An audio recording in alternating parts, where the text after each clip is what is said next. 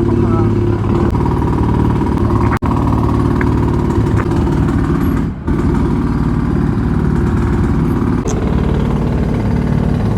Kung bakit hindi mo ako pinapasok?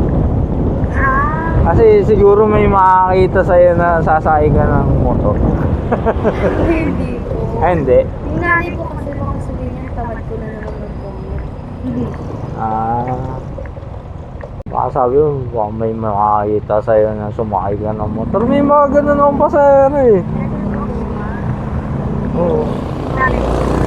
Nagtatago sa sa makakita sa nila. Ayaw silang pasahin ng motor. Kasi gawasin niya pa ako.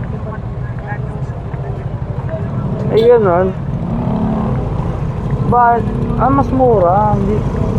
Mas mura po kasi commute. Oo. Wala akong bakit mabawas yung pamasahe mo. Ay, yung baon mo para hindi ka makapag-move.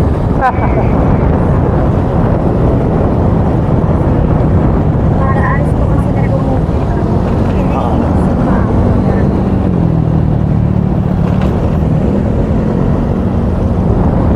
Eh, pag ganyan ba, magkano yung hinihingi mo baon mo? Kasi po, meron po sa allowance. Yung wallet po, Yeah.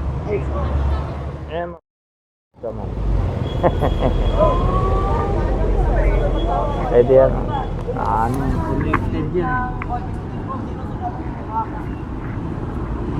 Sa phone. Eh, ma'am, ba pwede?